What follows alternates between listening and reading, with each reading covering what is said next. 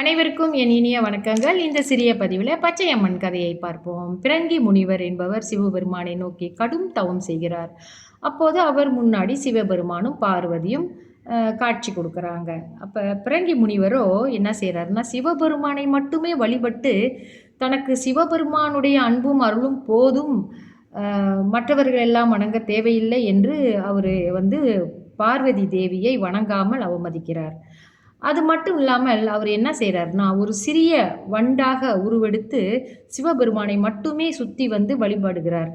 இதனால் ஆத்திரமடைந்த பார்வதி தேவி சிவபெருமானிடம், தங்களுடன் எழுந்தருளிய எனக்கு இவர் மரியாதை தரவில்லை, என்னை வணங்கவில்லை, அதனாலே உங்களிடத்தில் எனக்கு ஒரு இடது பக்கத்தில் ஒரு பாதியை தந்து அருள் புரியுமாறு கேட்கிறாங்க. அதற்கு சிவபெருமானும் மறுப்பு தெரிவிக்கவே கோபம் கொண்ட அவங்க கைலாயத்தை விட்டு பூலோகத்திற்கு தன்னுடைய இரு பிள்ளைகளையும், அதாவது முருகனையும் விநாயகரையும் கூட்டிக் கொண்டு தவம் மேற்கொள்வதற்காக வந்துடுறாங்க பார்வதி தேவி. அவங்க வந்தது சிவபெருமானின் இடதுபுறம் வேண்டி என்ன செய்கிறாங்கன்னா, அந்த தவம் அவங்க இடதுபுறத்தில் சிவபெருமான் வேண்டும், இடதுபுறத்தில் இவங்க சிவபெருமானுடைய உடலில் பங்கெடுக்கணுன்றதுக்காகவே தான் இந்த தவம் அவங்க செய்ய ஆரம்பிக்கிறாங்க. அர்த்தநாரியாக உருவாகுவதற்காகத்தான் இந்த தவம் மேற்கொள்ளப்படுகிறது.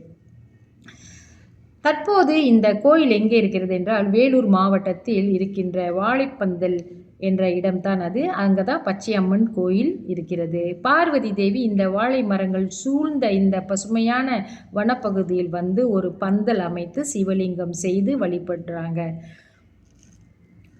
அந்த அபிஷேகத்துக்கு செய்யக்கூடிய நீர் கொண்டு வருமாறு முருகனிடமும் விநாயகரிடமும் கேட்குறாங்க.